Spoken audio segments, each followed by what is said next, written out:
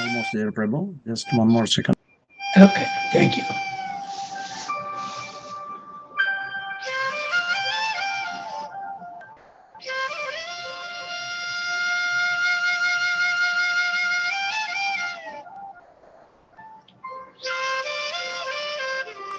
Go ahead, Prabhu. Okay, thank you very much, Raghav Chaitanya Prabhu. So today is the most auspicious day, the appearance of Lord Balram.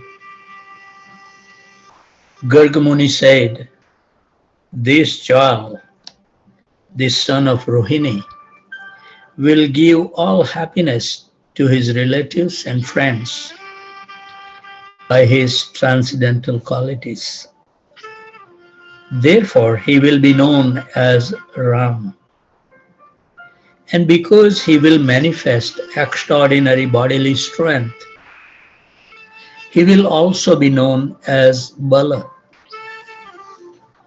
Moreover, because he unites two families, Vasudev's family and the family of Nand Maharaj, he will be known as Sankar Nan. Sri Garga Uvacha Ayam hi Rohini Putro Ramayan Srudo Gune Akyasyate Ram iti Baladhik Yad Balam Vidu Yadunam Aprutak Bhavat Sankar Nanam Ushanti Api. Purport. Baldev was actually the son of Devki, but he was transferred from Devki's womb to that of Rohini. This fact was not disclosed. According to a statement in the Harivamsa, Pratyuvacha Tato Ramaha Sarvam Stan Abhitastitan Yada Vainam Api Sarvimnu Bhavanto Mama Vallabha. Garg Muni did disclose to Nand Maharaj that Balram would be known as Sankarnan because of uniting two families, the Yadu ones and the ones of Nand Maharaj, one of which was known as Kshatriya and the other as Vaishya. Both families had the same original forefather, the only difference being that Nand Maharaj was born of a Vaishya wife, whereas Vasudev was born of a Kshatriya wife. Later, Nand Maharaj married a Vaishya wife, and Vasudev married a Kshatriya wife. So although the family of Nand Maharaj and Vasudev both came from the same father, they were divided as Kshatriya and Vaishya. Now, Baldev united them, and therefore he was known as Sankarnan.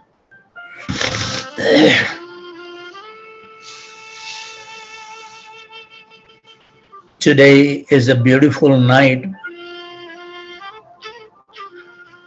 There will we have a wonderful program at the temple to celebrate a very auspicious event of the descendant of Krishna's original expansion, Lord Baldev, into this world. Supreme Personality of Godhead is unborn. All the ISKCON center will be celebrating very jubilantly. The source of everything and the cause of all causes. But he created this material existence as a facility for those who want to enjoy separate from himself. And therefore the three modes of material nature have created innumerable ways in which we can intoxicate, infatuate our mind and forget our real relationship with the Supreme Lord. And material civilization in this age of Kali Yuga is said to be advanced to the degree they create all sorts of incredible inventions that are so wonderfully intoxicating that they utterly bewilder our mind into deeper and deeper forgetfulness of the Supreme Personality of Godhead. In a simple village, little children, they play with the mango seed, and they can spend the whole day just playing with a mango seed or a little bill nut. They throw it and catch it and everything. But if you go to the cities of the advanced countries, children are not satisfied with playing with a bill fruit. They have all these incredibly computerized games. Thousands and thousands. They are tiny little children. And they became so totally immersed in the fascinating effect that they become intoxicated in endless confusion of what is the real goal of life. You know, young children, you turn on some, for the young children, those shows, and you will see how intensely they get absorbed. And in our time, even at least in my time, I know that they don't have to buy any toys. We just used to use the clay pots, pieces, some tree, we cut it and we will use the stake to cut it, and there was everything was naturally done. The parent doesn't have to spend any money on the toys. But now the days are gone. So this society progresses. There are more and more ways of forgetting Krishna. That's all it's happening. And because people are so bored, they are so lonely due to no real spiritual pleasure in their life, they are focused to use the creative intelligence that God has given them to serve Him, to create more and more manipulative methods of exploiting His sacred energy, to make varieties of ways to try to, what is the word? Entertain their mind. And this is called progress. They work so hard, rocket chips, computer, all sorts of technology, simply out of frustration. And here, this great land of India, which has the real heritage of the philosophy and religion by which people, they can define a real content, peace, purpose, and love in their life. Because we have forgotten it. We are madly chasing after these things of the West. And now, the doors are opening wide for more and more of these Western ideas and manufactured articles to come in. And the American businessman, it's a big thing in the politician's mind in America that we have to exploit India. They are just wide open, longing for what we have to give them. We can make so many millions of dollars because they are a simple country. And when we infatuate and intoxicate them with all our glittering technology and sense gratification, they will become ours. This is not the Western civilization. This is Maya. This is material energy working through a civilization based on sense gratification to strip you and to rape you, to achieve, and that is eternal wisdom in the loving service of the Supreme Lord. So the Lord descended into this world to call us back. Quote, do not be attracted to my illusory energy of Maya. I warn you, I know I have created this material energy. You will be cheated. You will be frustrated. Your whole life pursuit will culminate in death. However great you may be advanced in material civilization, but still we have the hope against the hope that we may become happy. At the time of that, Yamraj will not consider whether you are rich or poor or educated or uneducated. He doesn't consider. whether your body is beautiful or not at all attractive. These are the things we are working so hard for it. At the time of that, the only thing that is considered is the quality of your consciousness. Have you subdued lust, anger, pride, illusion, greed, envy? Have you strived to find real happiness and content in service to God? Or have you acted according to the material persuasions to reject God? Maybe not with your words, but with your actions. So Krishna comes out of his infinite and causeless mercy. Krishna expands himself to enjoy. Krishna has no father, he has no mother, but he appears in this material world with a father and with a mother in almost every incarnation as a wonderful pastime to exchange love with his devotees and to attract our hearts to him. So Krishna, the original personality of Godhead in the spiritual world, expanded himself as Balram, his first expansion. And Balram is non different than Krishna himself. There is absolutely no difference. But as Balram, Krishna assists himself in his loving pastimes. So when we speak of expansion, this is inconceivable to the mind. Because in the spiritual world, Balram is always existing and Krishna is always existing. Neither one exists before the other. They are simultaneously, eternally, past, present, and future, having wonderful pastimes in the spiritual world.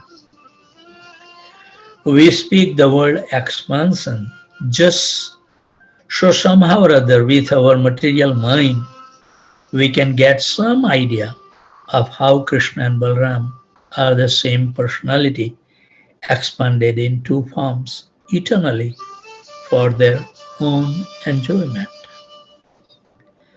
But in the same way, every Jivatma is an expansion of Krishna.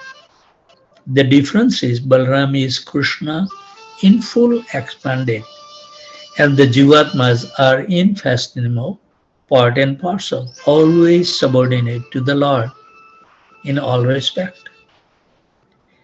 And we are also eternally existing as his part and parcel, meant for his pleasure.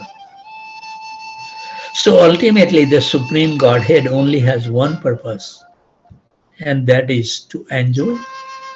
And we are all eternally manifested from him to be enjoyed by him and to experience the ultimate ecstasy in being enjoyed by him.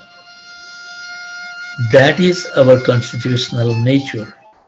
And because we are part and parcel of Krishna, we all have that same quality that we want to enjoy ecstasy. Everyone is looking for the pleasure. Every living being wants to experience ecstasy.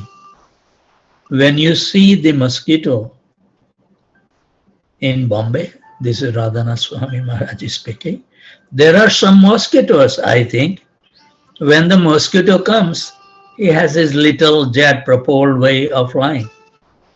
Very well trained in aviation, better than any other pilots. Our pilots are expert. They go through so many years of school. But then in order to fly, they have to get a job. They can't fly unless they get a job. Somebody can hire them and somebody can fire them.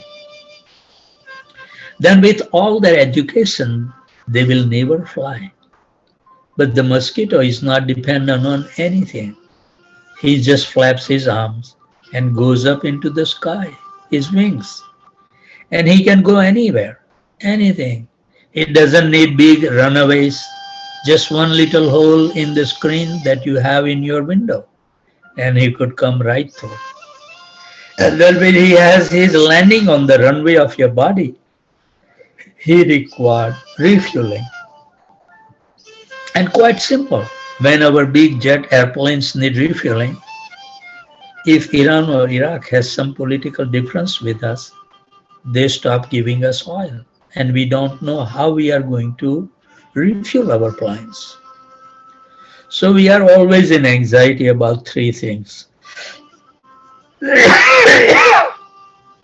But the mosquito in India, there is about what? 900 million people? No problem. They can go anywhere and they refuel because they enjoy. They are drinking your blood. They are enjoying. Very nice. Blood is very sweet for the mosquito unless you eat them leaves, neem leaves. Then they don't like to drink your blood. This is a secret our Guru Maharaj taught us. Anyways, in this way, mosquitoes are looking for pleasure. The real enjoyment, Maharaj revealed, is through only bhakti.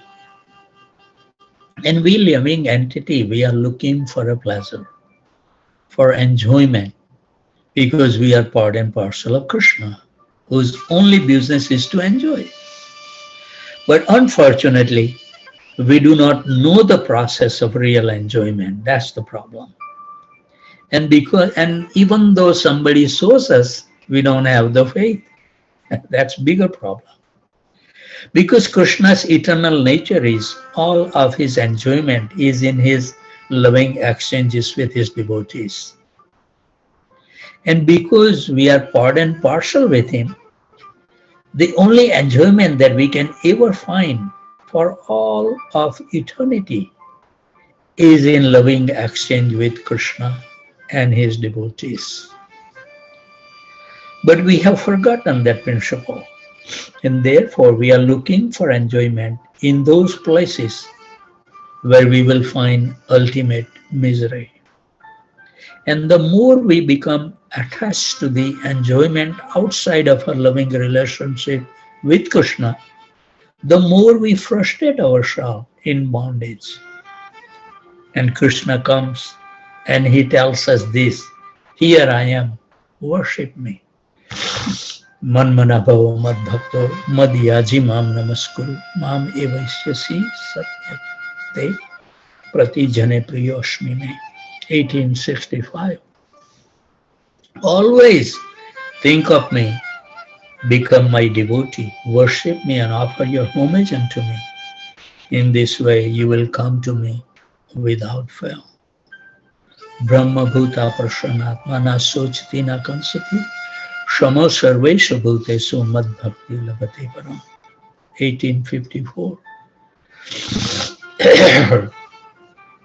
By rising above this superficial existence of material energy and entering into the stage of self-realization, then we can find real prashanatma, real joyfulness, real bliss. And then our nature will be simply bhakti, the loving devotional service of the Lord. So Krishna expanded himself as Balram so that he could enjoy with himself. Krishna has expanded himself as all of us, all living entities, simply so that he can enjoy with himself. Krishna is the supreme enjoyer, and this is the first principle of real transcendental knowledge. We are not enjoyer, we are not controller. And also we are not these bodies. We are not meant for exploitation of the resources of material nature. But that's what we do. We are meant for Krishna's enjoyment through service, through devotion. It's only through bhakti that we can please Krishna. Therefore, it is only through bhakti that we can find any real happiness in our own lives. Not by jnana alone, not by any karma activities, not even by developing all sort of mystic siddhis, or even through liberation, mukti. is the real enjoyment to the soul. It's only through bhakti. Why? Because when you water the root of a tree, every part of the tree is satisfied. When we please Krishna, every living being is given the greatest service, and our own heart and soul is thoroughly satisfied. Maharaj will be explaining us how Krishna's only real business is enjoyment. So Krishna and Balram are eternally existing in the spiritual world as transcendental cowherd boys. Srila Prabhupada explains the only difference between Krishna and Balram in all their opulences and all their powers and of all their beauties, everything is identical. The only difference is Krishna appears with a complexion which is beautifully dark and bluish like the monsoon rain cloud. And Balramji appeared with a complexion like a spring cloud, very soft, pure, white in complexion. But we see in the different forests of Braj, the Balram has also taken the color of Krishna. Haribol. And together they enact wonderful, pleasurable lila in that eternal abode beyond material creation called Goloka Vrindavan, the topmost of all the Vaikuntha or spiritual planet. Krishna descends once every day of Brahma at the end of the Dwapar Yuga in his original form. In every yuga, Krishna appeared as Yuga Avatar. But in that avatar, he appears as an incarnation. We were saying that Krishna's only real business is enjoyment. So therefore, Krishna directly has nothing to do with this material world, because this material world is not a pleasurable. It's a place of misery. It's a place of temporary conditions. Dukhavam asasvatam. Temporary and full of miseries. Krishna has no business creating universes. Krishna has higher things, playing his flute, dancing with the gopis, wrestling with the cowherd boys. That is his real business, and that is the highest understanding of the supreme truth. But in order to facilitate the independent nature of the Jivatmas and ultimately to bring them all to the loving position of his servants, he creates material universes, and therefore Balram expands himself as the Narayans who live in Vaikuntha. Surrounding Goloka Vrindavan is Sankarshan, Aniruddha, Pradyumna, and Vasudeva. They are on each side of Goloka, and they expand themselves. Sankarshan expands himself as Narayana in Vaikuntha. That Narayana expands himself in a secondary Sankarshan, Aniruddha, Vasudeva, and Pradyumna, who guard the spiritual sky. Sankarshan of that quadruple becomes Mahavishnu, Chronodakshai Vishnu. This Mahavishnu, he is the immediate cause of all creation. From his pores, he creates the casual ocean. He lays in that casual ocean, and as he exhales, innumerable universes come out of his body. How big is that Mahavishnu? Even the greatest of the scientists have not even been able to speculate properly. What is the length and breadth of this one universe?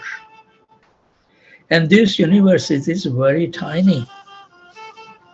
Chaitanya Charitamrita explains what is the nature of this universe in size, that the Brahma of this universe has four heads, because there are four directions in this universe. So he went to visit Narayan in a Vaikuntha, and he was thinking he is a very great, because he has four heads, and everyone else in this universe has one, and he is very big. He is the great grandfather of everyone and everything. So today people are very proud if they have a big family. Maharaj says that I have heard the people talking that I have so many children and I have grandchildren, and even now I have great grandchildren, and the dynasty is growing unlimitedly. Maybe there is 20, 30, 40, 50, 60, very big. But Brahma, not only the whole human populations, but the populations of every pieces of life. Not only on this planet, but in all planets of this universe. And they are all his great godchildren. And Brahmaloka is a planet that exists from the beginning to the end of the creation. Never dies until the end of the whole creation. Such a powerful person. So he went to Vishnu, and Vishnu said, which Brahma? So the messenger came and said, Brahma, which Brahma are you? Then Brahma said, which Brahma?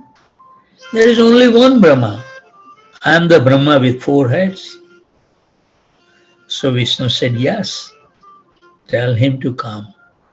So he placed his four heads at the feet of Krishna, and Brahma asked, I do not understand why you ask which Brahma. You know who I am. I was born from your nava, the lotus flower. I created the whole universe. So what Lord Narayan told him, you want to know why I asked?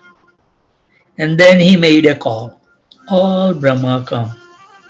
And all the Brahmas started coming. He saw there was a Brahma with 8 heads, because there is a head for every direction. There are directions according to the size of the universe.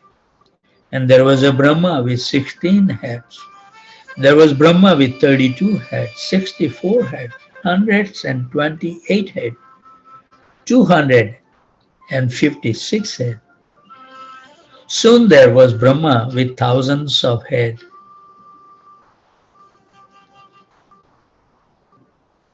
Tens of thousands of heads, lakhs of heads. And then he saw Brahma with millions of heads. Now you may think that this is mythology. How can anyone have millions of heads? I have enough trouble with one head and more family members I have. The more problem with more heads. But millions of heads on one body? How does he walk? How does he eat? You may ask this question, what type of pillow does he have when he wants to go to sleep?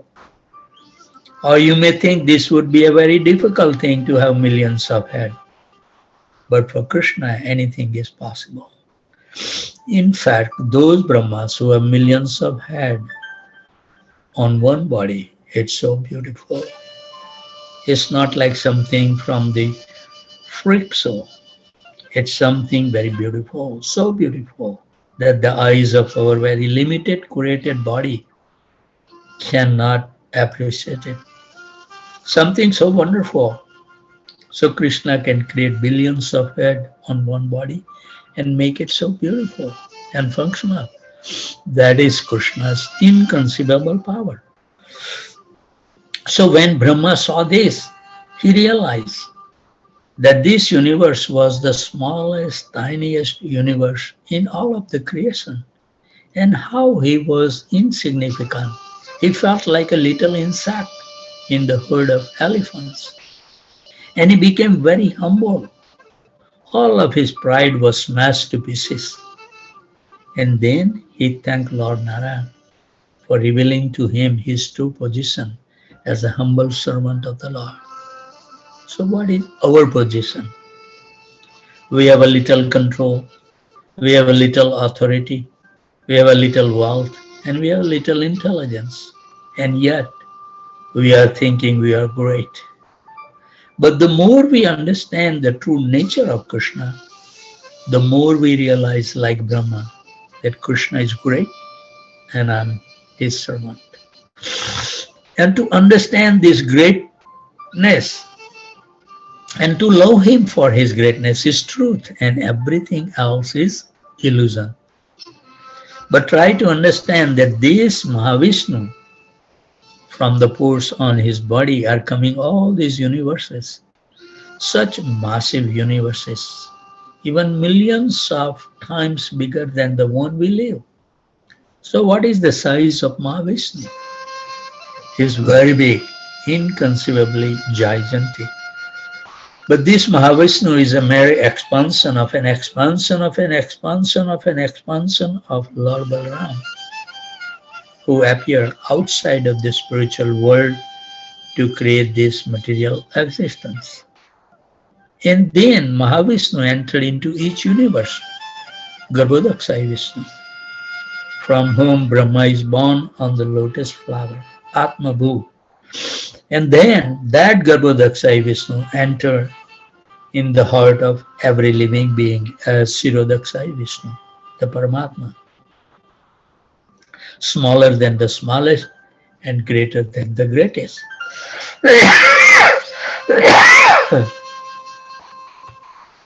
This is God, as Mahavishnu is bigger than the biggest in this creation.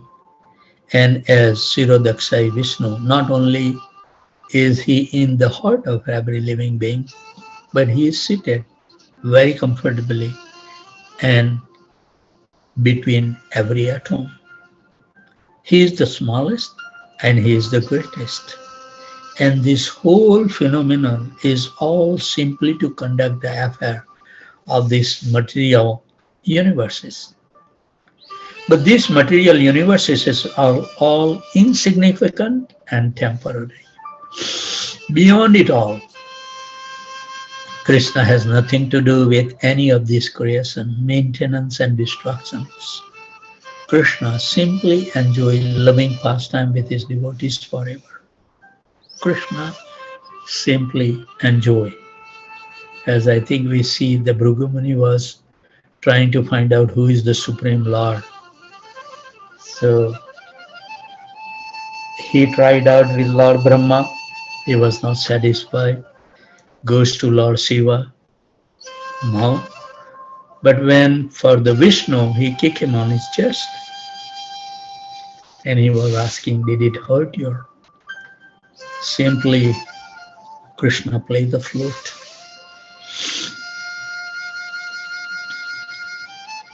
So Maharaj is giving a story that there was a man from Germany where our dear Bhakti Charu Swami Maharaj went there, the history, that he was so proud of our Indian culture.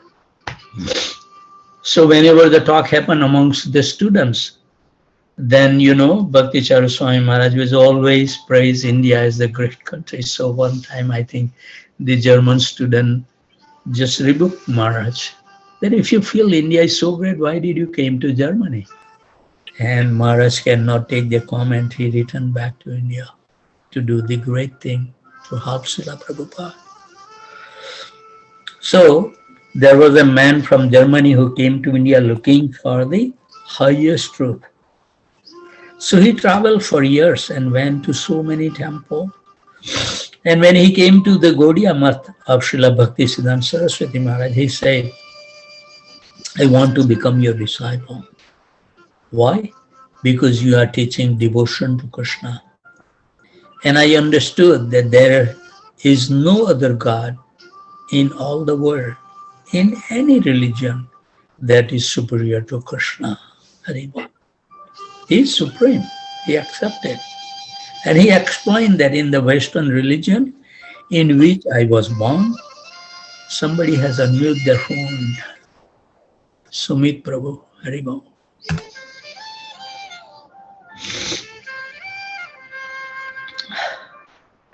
And he explained, in the Western religion in which I was born, God is punishing the wicked with thunderbolts and going through so much trouble to recover the past in this world. And here in India, I see in the temple so many gods. Durga has so many swords and clubs and hatchets, riding on a lion and tiger. So he's doing a lot of work. And Shiva, he is sitting in a meditation. That also a type of hard work. And Ram is shooting bows and arrows. And Nrsimha, he is tearing demons apart with his nails. And Kali, she is chopping people's head off with her axe. But Krishna, he's just playing his flute. That means he's above all work. He is simply enjoying, and everyone knows that. What everyone wants in their life is simply to enjoy. Krishna is the only one of the gods who is simply enjoying. He has no work to do. This is Vaikuntha, no miseries. This is Goloka Vrindavan. And it is explained that when Krishna descends to this material world, when he is playing his flute and dancing with his devotees, or when he is playing with the cows with his friends, or teasing Mother Yasoda, this is his original form as the supreme enjoyer. And when he kills demons, his Vishnu expansion entered into his original form to kill demons, because Krishna has no business killing demons. He simply enjoys. And once every day of Brahma, Krishna descend into this world. So Srila Prabhupada, who would see things in terms of eternal time, because he realized the eternal nature of the soul. When he would talk about Krishna's descent, he would say, just recently, only 5,000 years ago, Krishna appeared.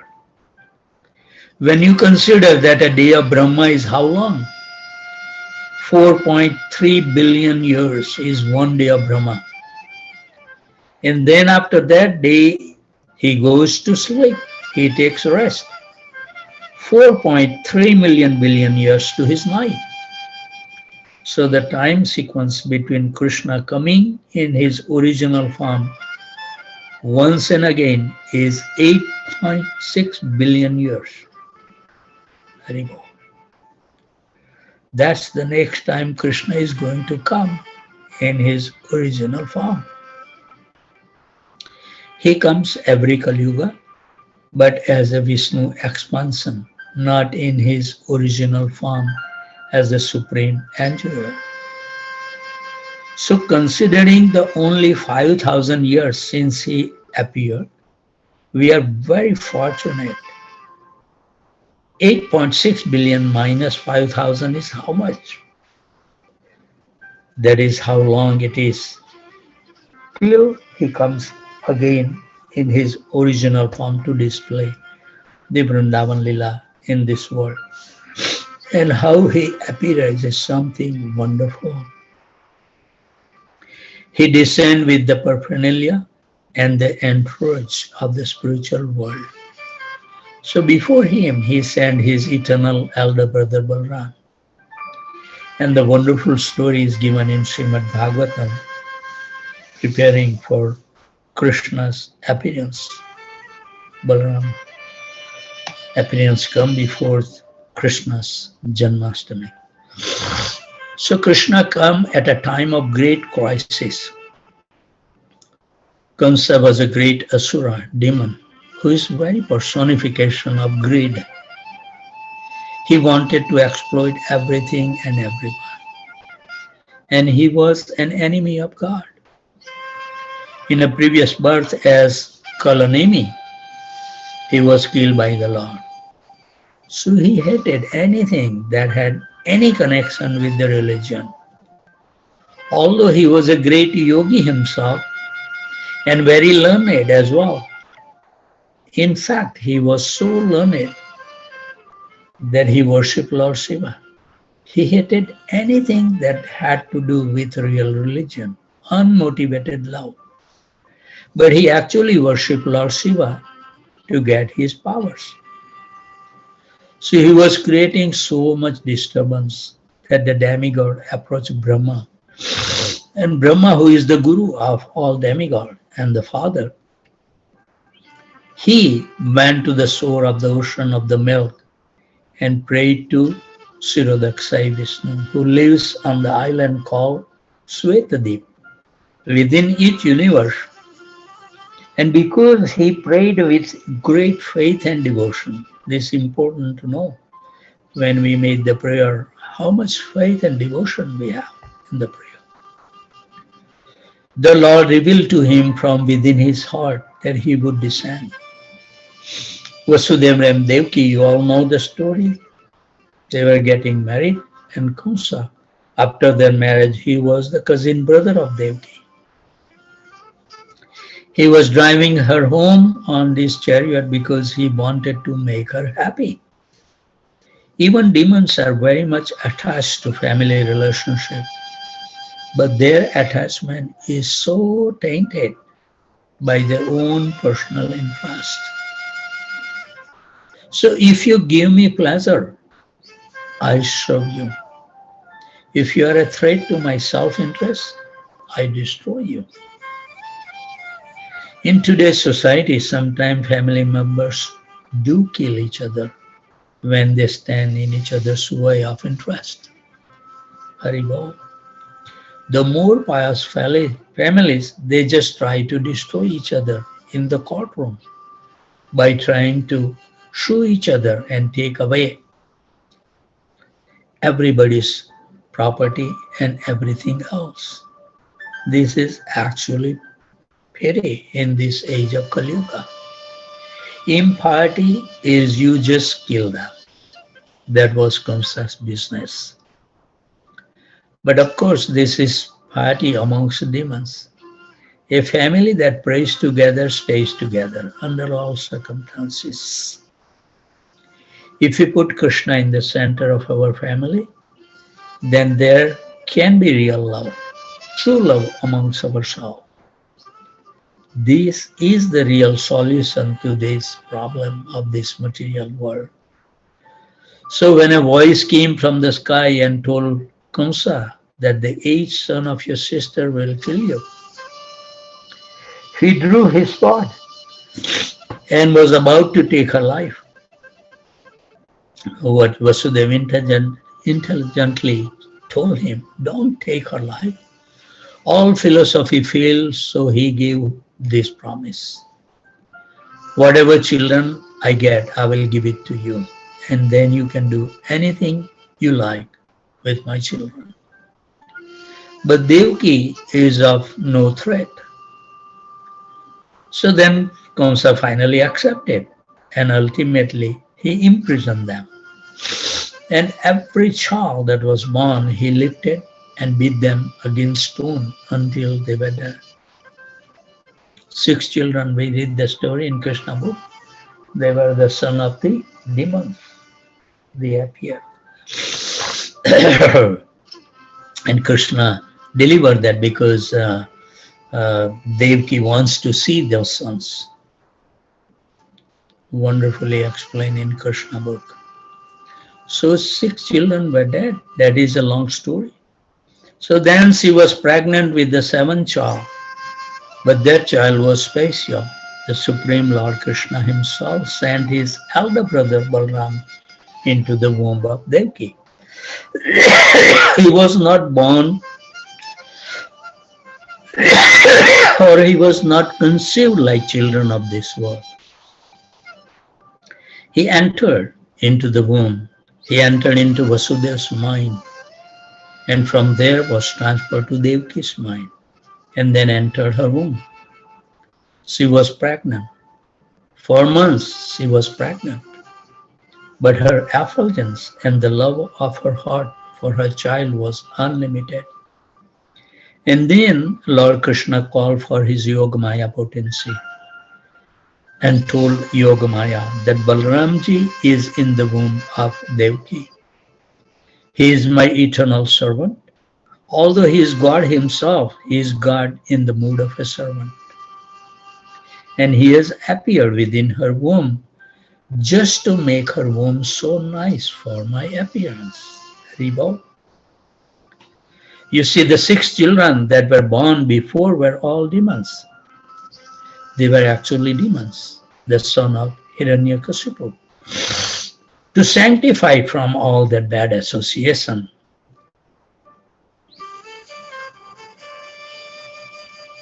Balram has to come. So all the spiritual master is the representative of Balramji. They come to cleanse. And Lord Chaitanya Mahaprabhu taught us that if you want Krishna to come into your heart and reveal himself with all of his beauty and sweetness, first our heart has to be completely sanctified. And that's Balram business.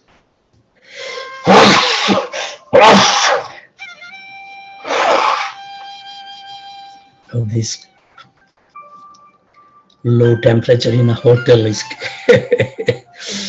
my body is not used to this. I hate cold. One time I was taking His Holiness Jayadvaisa Swami Maharaj in the winter to the airport. And I think I was on the 45, right at that where the it take turn. And Maharaj suddenly asked me, Shamsundar Prabhu, which is the best car? And I was thinking, a lot of the car, even manufacturer name, I don't know what I'm going to answer. And then Maharaj knew my position, so he said, the car which become warm quicker, that is the best car. So look for the car, it become very hot very soon because cold is not good. That's why I decided after my master's program in University of Toronto, I said I want to go and reside in Houston because it's right across from India and also the Texas map match with Indian map. So I was attracted. It's warm and nice. Why you want to suffer in the cold weather? Prabhupada says that these are not the places meant for the residence for the human being. But you know, in the modern age, what can we say? Every space they utilize. So we need Balrams to cleanse and sanctify our heart. And that's his business, to sanctify the heart and make a nice place for Krishna to live. And therefore Balram is the original Guru, spiritual master. And the spiritual master is his representative in this world. All of the great Junior Acharyas who have descended into this world, when they descend in this world to preach real Krishna consciousness, they are completely empowered by Lord Balram to do so. They have come to do Balram's work. And anyone who approaches them by the divine grace, which comes through their example and their instructions, they cleanse our heart. They make our heart such a wonderful, lovely place of purified devotion that Krishna will be very, very pleased and happy to reveal himself to us within that sanctified heart. And this is the business of the spiritual master. If any spiritual master promises you any material enjoyment, even to the point of elevation to the heavenly planets, what to speak of getting a better job or a little better house or having good wife or husband? This is not the business of a spiritual master to give material benedictions. If any spiritual master teaches you that he can give you great powers to perform miracles, this is not a spiritual master. If any spiritual master tells you that he is God, or that he can make you God. That is not a real spiritual master. The real spiritual master is the humble representative of the Lord Balram, and his business is to cleanse and purify your heart by Balram's divine grace, coming through him, so that in that sanctified heart, purified of all envious selfish motives, Krishna naturally reveals himself with all of his beauty. And when Krishna reveals himself, all you can do is fall in love with him. And that love is like an unlimited ocean. And when you dive into that ocean of devotion or bhakti, Rashamita Sindhu, all of your desires are eternally fulfilled. So Krishna told Yogamaya, oh, the time has come that devotee, if anybody has to go, they are free to go. Please accept our humble obeisances at your feet. And if Krishna so desire, we'll see you tomorrow morning at 2 o'clock Central Standard Time. If not, then you can join at your convenient time. And who are devotees that they have some time, they can dwell more. Balram has gone to prepare her womb for my arrival. Now you kindly transferred him from the womb of Devaki, who is in the prison of Kamsa in Mathura, to the womb of Rohini, who is living under the protection of Nand Maharaj in Gokul Vrindavan. Rohini was also wife of Vasudeva. You know, in traditional time, Kshatriyas often had several wives. So when Vasudeva was captured and imprisoned by Kamsa, Vasudeva asked Devaki, you kindly go to my best, dearest, beloved friend Nand Maharaj, and he will take care of you. He will protect you. And Nand Maharaj treated Rohini Devi with such love and respect and gave her all facilities in the simple cowherd community of Braj. Now Rohini had already been pregnant for 7 months. There are many wonderful stories in this regard, and there is an explanation how Rohini was sleeping on the Ashtami night. Not Ashtami night, but after 7 months of her pregnancy, she was sleeping. She had a dream that that child was leaving her. But then she was given the instruction that Sesa Sankarsan, the expanse of the Lord, is going to enter your womb. You see, it's explained that the original Balram was actually in the womb of Rohini. And his expansion of Sankarsan was in the womb of Devaki. And they were both 7 months pregnant. And the Sankarsan merged into the form of original Balram, into the womb of Rohini. So when we call Balram Rohini Nandan, we should know that Rohini is actually Balram's eternal mother. In the spiritual world of Goluka, Rohini is eternally performing the lila of being the mother of Balram. And then Krishna explained, after you transfer Balram from the womb of Devaki to the womb of Rohini in Vrindavan, then you yourself should enter into the womb of Devaki. And you are my Mahamaya potency. And you will be worshipped in the world by those who desire material benefit.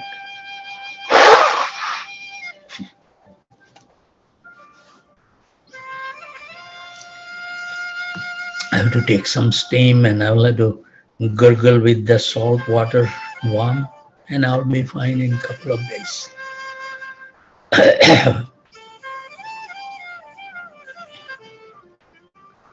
And you will be worshipped in the world by those who desire material benefit. You see the various demigoddesses who are so prominently worshipped here in India and also other part of the world. They are actually deities of material energy, of the goddesses of material energy. And therefore, people pray to them for advancement in material life. And they bestow those benedictions.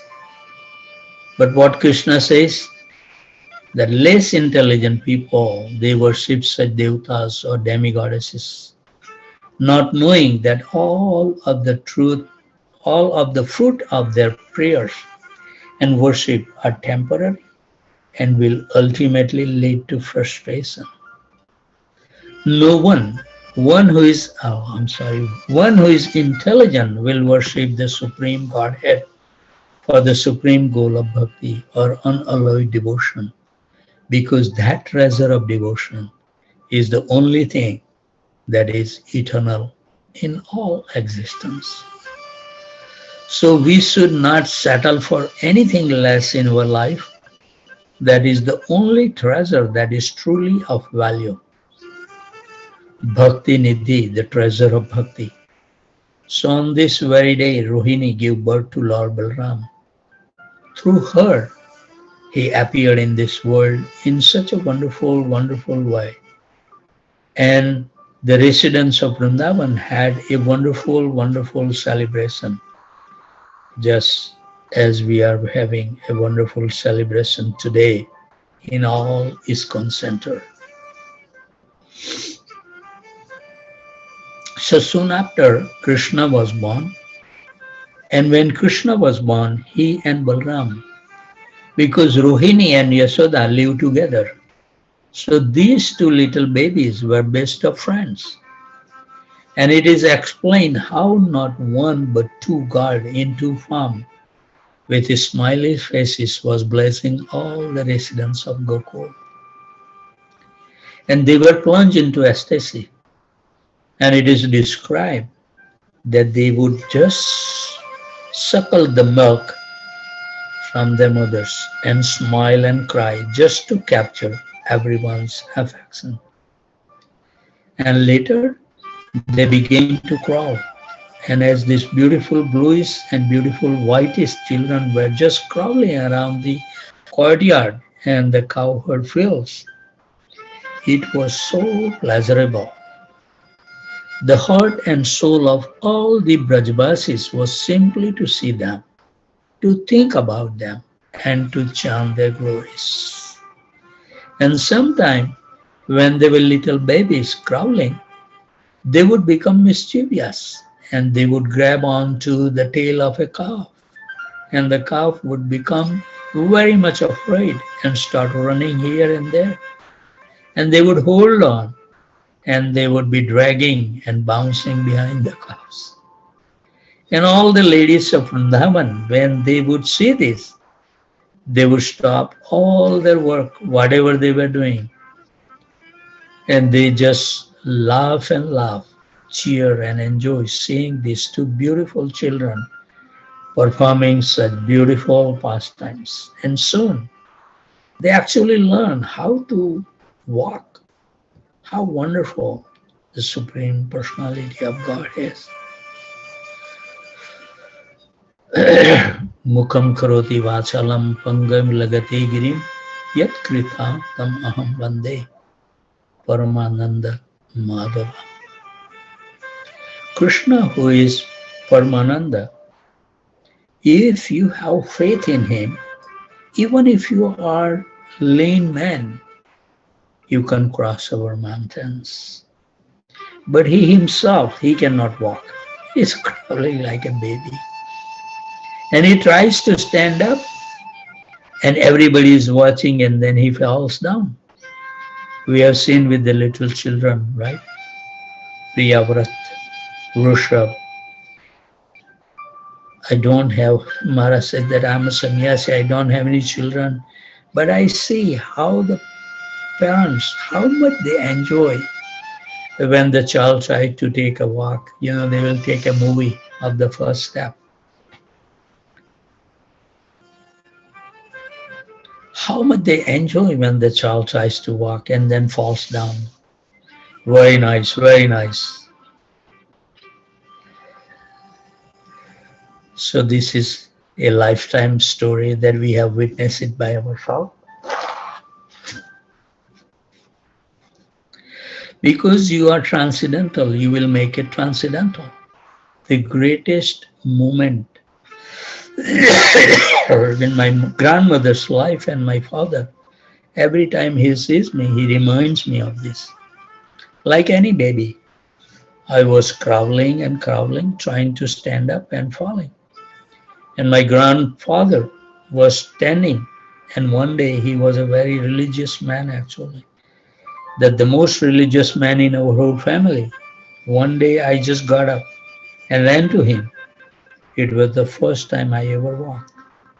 And I started crying, and everyone was going, "Oh, very nice, very nice."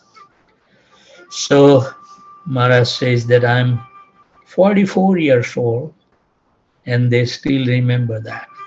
This class Maharaj gave recently, so we know Maharaj is really 44-year-old. He just gave, I think, a couple of days ago. One day I just got up and ran to him. It was the first time I ever walked. And he started crying, and everyone was going, "Oh, very nice, very nice." So now I'm 44-year-old, and they still remember that. When they remember me for that. This is the way parents are. They don't remember the lectures I give or the kirtan that I lead. They don't. For any of the tapasya I perform in the Himalayas, they don't remember those things. They only remember that when you first walk, you walk into your grandfather's hands, and we all cheered and clapped and cried. Haribol. So this is the nature of parental affection. Children give pleasure to their parents, and when they fall down. So Krishna, Balram, what to speak of Balram? He sustained all the universes in this partial expansion as Sesa. All the universes are resting on the hoods of his head. He's supporting everything, but yet when he tries to walk on the tender, beautiful, whitish legs, he falls to the ground and Rohini has to pick him up. So just to attract our love, because after all, a massive serpent carrying universes on his heads make us go like this. Om Namo Sesaya. But when he's crawling and catching cows and falling down, trying to walk, it attracts our love. Oh, how beautiful, how wonderful, how sweet Balramji is. So when they first started to walk, they were giving charge of the calves, Krishna and Balram. So what is the opulence of the Brajabhumi that we always think about residing physically or mentally? Srila Prabhupada very nicely explained. Nand Maharaj was a very wealthy man. He had 900,000 cows, and each of them was giving unlimited quantity of milk. You know, today most people can't even afford butter. They use margarine or some other sorts of oil. Ghee is very rare. Most people use all kind of oils, you know. And as we come to understand all this canola oil, sunflower oil, vegetable oil, this is useless. It can deteriorate our body. But that's what we are consuming every day. But in Vrindavan, when they would have festivals, they would have so much quantity of yogurt and butter and ghee that they would throw it on each other. And there wasn't people walking around saying, only take 10 tablespoons and throw it. They would take it as much as they wanted. They would just throw any quantity all day long. I started eating the ghee actually. I consume at least 3-4 tablespoons a day. Very well. Uh, because there was so much it explained in Brajbhumi that when Krishna was there, the cows were giving so much milk that the whole land was muddy due to all the milk just dripping from their udders when they would go to the pasture. Culture of Vrindavan elucidated as follows. So Nand Maharaj was actually so wealthy. So why he took his two sons, Krishna and Balram, and he asked them to take care of calves? He could have asked a servant to do it. Why his own sons? Because this is culture. This is culture. From the material point of view, the worst thing you can do is to your child is spoil them. They should understand the value and the worth of everything.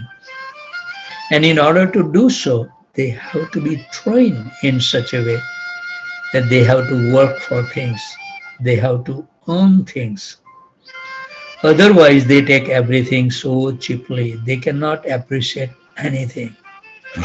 And when they grow older, they are simply frustrated because they are always expecting to get whatever they want. And I don't know who I was talking at the marriage ceremony time that, all the children should face the greatest difficulty in the earlier part of life. I was born in a very poor family and we have to go and work in the farm to earn the money so we can buy our clothing, we can buy our books. My father was making only 7 rupees a month working with Krishna Chandra's Prabhu's mill in Surat cotton mill. So this is good. Then we learn how to live simple life. Don't get attracted to this illusion of this material creation. And if you have the kids who has gone through the rough time earlier, they will be able to take it, anything come. But if your child has been born with the silver spoon, the nature of this material world is everybody suffers. And believe me, they won't be able to take it, those things at the later part of their life. So it is a duty, even though you may have a lot of wealth, but I think it need to be trained, our children, in that way. And it's difficult because they will see all the richness. Good luck. They should understand the value and the worth of everything in order to serve. They have to be trained in such a way that they have to work for things. They have to earn things. Otherwise, they will take everything so cheaply. They cannot appreciate anything. And when they grow older, they are simply frustrated because they are always expecting to get whatever they want. If we can teach our children the difference between need and want, their life will become successful. Do we really want? Yes, everything we want. But do we really need it? I don't think so. So that difference we need to teach to our children. What are the need? Not the having a big list of want. That list will never satisfy.